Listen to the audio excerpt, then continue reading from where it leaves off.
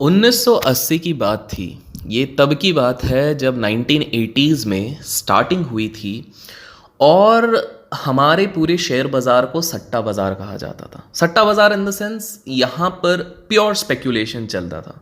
Fundamental जैसी कोई चीज़ नहीं थी, वैल्यूएशंस नाम की कोई चीज़ नहीं थी, पीई वैल्यूएशन आरओई आरओसी तो दूर की बात है।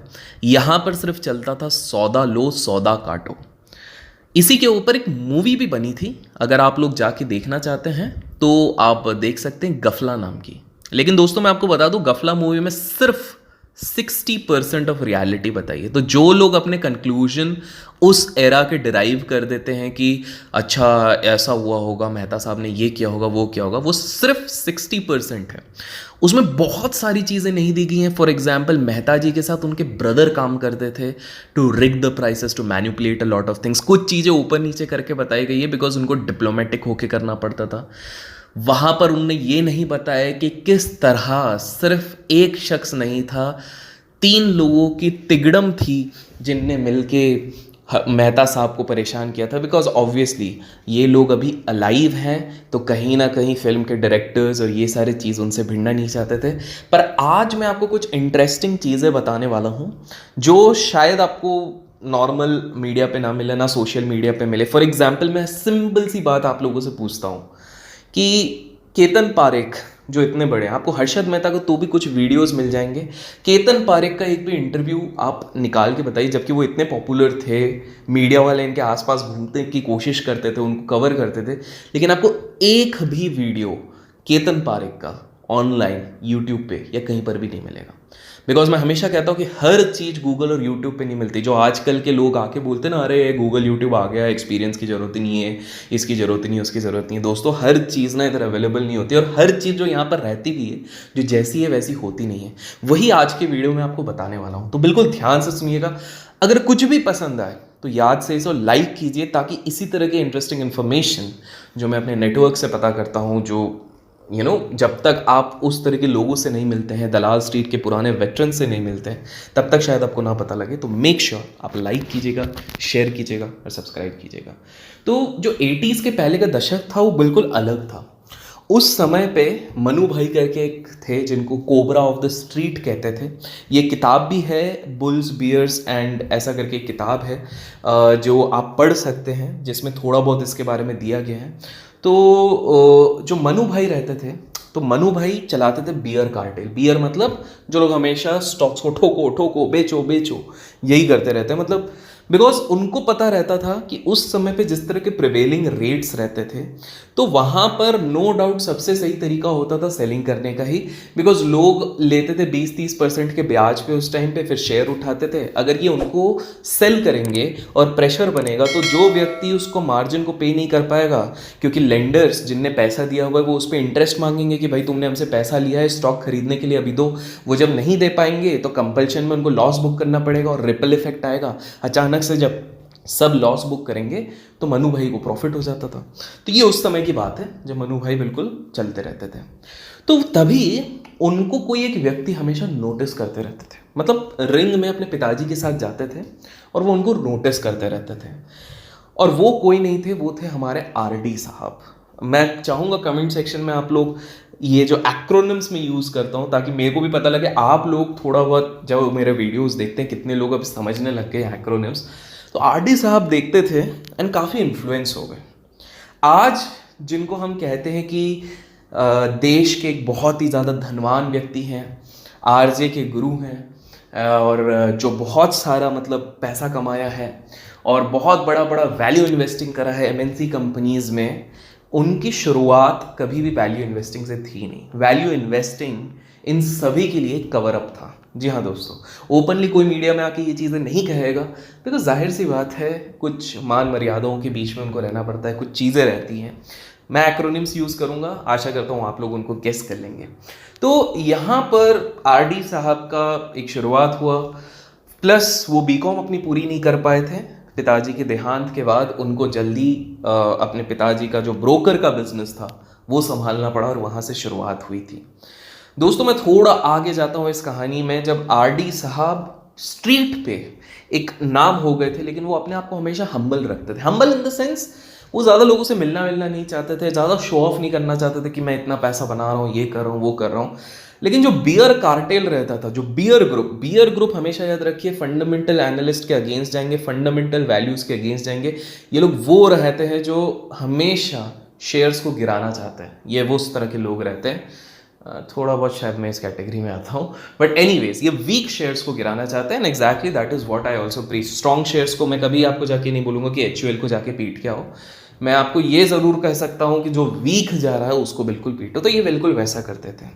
बाद में जब 90s का एरा है, मतलब 80s, लेट 80s खत्म हो रहा था, लेट 80s की बात करता हूँ, तब एक नाम उभर के आया, HM मेहता साहब, ठीक है। तो जो ये थे काफ़ी नाम इनका हो रहा था, क्या क्या स्कैम हुआ, कैसा हुआ, वो हम सबको पता है। लेकिन अब यहाँ पर आती है कुछ इंटरेस्टिंग चीज़ें जो बिल्कुल गौर से सुनिए। जब ये लेट 80s में चल रहे थे तो एक वॉर छिड़ गई बिटवीन RRR, ओके, RRR, जिनको प्यार से, मतलब पूरे दलाल स्ट्रीट में जो भी पुराने लोग होंगे उनको आप पूछेंगे कभी तो वो बताएंगे RRR, जिसमें कि RD थे, RJ थे और RA थे। और आज ये तीनों सिर्फ और सिर्फ वैल्यू इन्वेस्टिंग को प्रीच करते हैं, लॉन्ग टर्म इन्वेस्टमेंट को प्रीच करते हैं। मज़े की बात है कि आज भी बैक ऑफ द बोन ये हार्डकोर ट्रेडिंग अपने वेंचर से करवाते हैं। आज भी कहीं ना कहीं इन लोगों का बहुत बड़ा पैसा ट्रेडिंग से भी आता है, और आज भी ये लोगों का जो पुराना जितना बड़ा पैसा बनाया था, जितना जल्दी बनाया था, आज शायद वो उतने जल्दी नहीं बना पाते।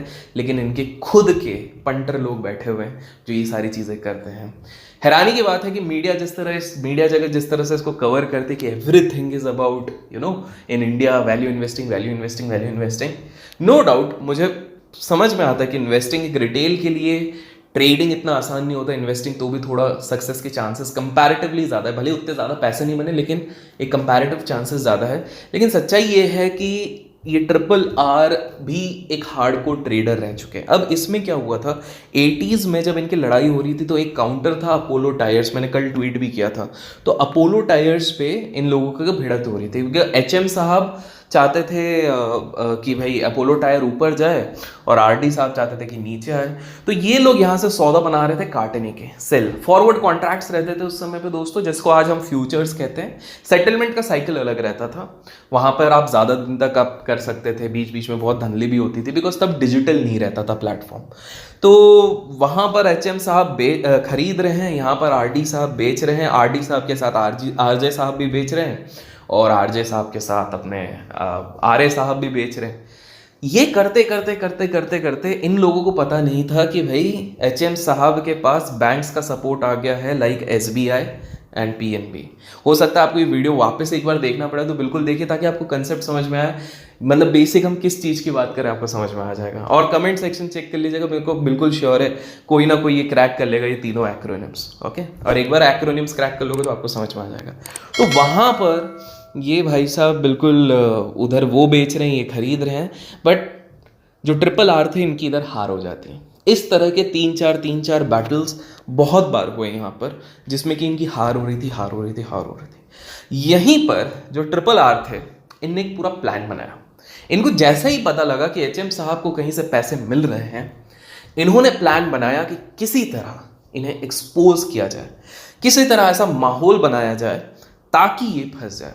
दोस्तों मैं बता दूं, उस टाइम पे स्ट्रीट पे दो अलग अलग ग्रुप बन गए थे, एक गुजरातियों का ग्रुप बन गया था, एक मारवाड़ियों का ग्रुप बन गया था, और दोनों के बीच में हमेशा भिड़त रहती थी। और इसमें जो सबसे समझदार व्यक्ति थे वो थे RD साहब किंग पिन कह सकते हो आप उस समय के।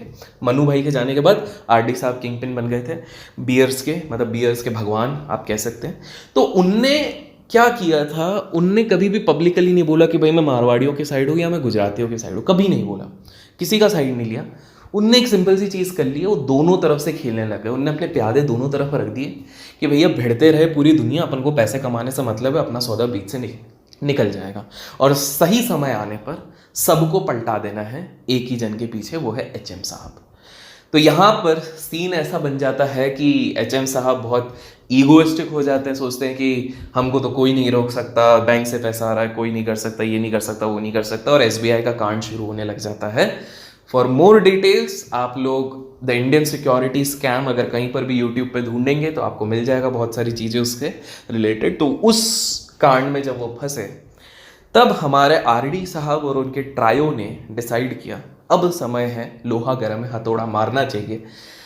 क्योंकि अगर उनने इतने शॉट्स उस टाइम पे बना लिए थे दोस्तों, चाहे आप सीमेंट स्पेस पे बोलो, चाहे आप उनके एसेट बेस स्टॉक्स पे बोलो, इतने शॉट्स बना लिए थे।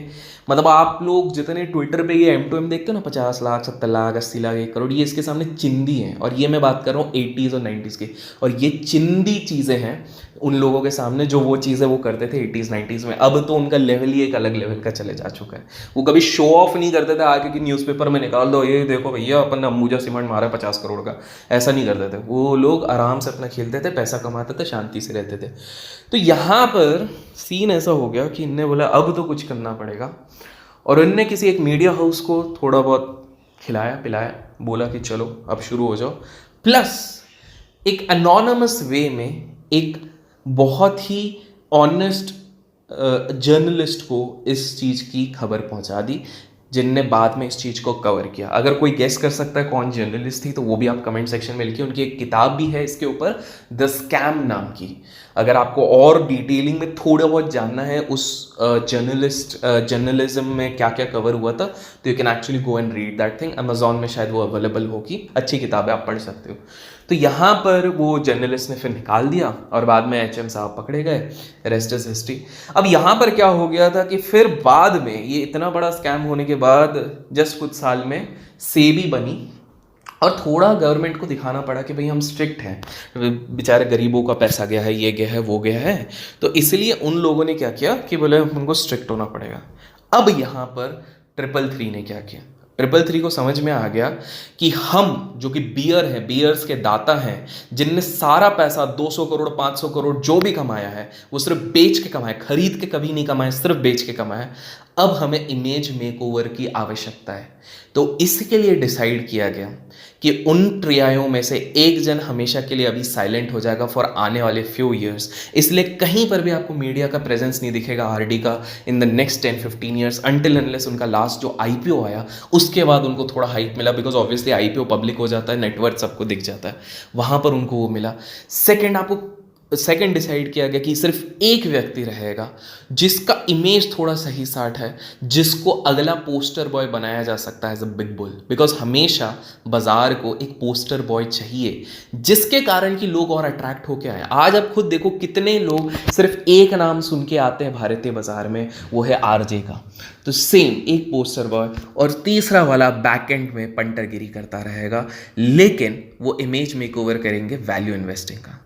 दोस्तों आज हैरानी के बाद देखो तीनों के तीनों वैल्यू इन्वेस्टिंग की बात करते हैं, कोई ट्रेडिंग की बात नहीं करता है, जबकि इनने अपना सारा पैसा मैक्सिमम इनिशियल कैपिटल बनाया पंटरगिरी और ट्रेडिंग से। उसका एक रीज़न भी है। पहली बात, मैं इन तीनों को बहुत रिस्पेक्ट करता हूँ। क्यों? बिकॉज जैसे भी किया हो इतना आसान नहीं है जो भी इनने अचीव किया है। दूसरी चीज़ है, लेकिन मैं इनको ब्लाइंडली फॉलो नहीं करता हूँ। कितने लोगों ने DHFL लेके पैसा कमा लिया, कितने लोगों ने JP एसोसिएट लेके पैसा कमा लिया। जिस दिन ये लोग घुसे उसके एक आध दिन बाद 20-30% हुआ, उसके बाद तो कंपनियों के हवाले निकल गए। और जो लोग अभी बोलते हैं कितने लोग टाइटन लेके अभी तक पैसा, टाइटन जैसा उनने और कितने पिक्स ले लिए आज के समय में लास्ट 10 साल में, आप बताइए।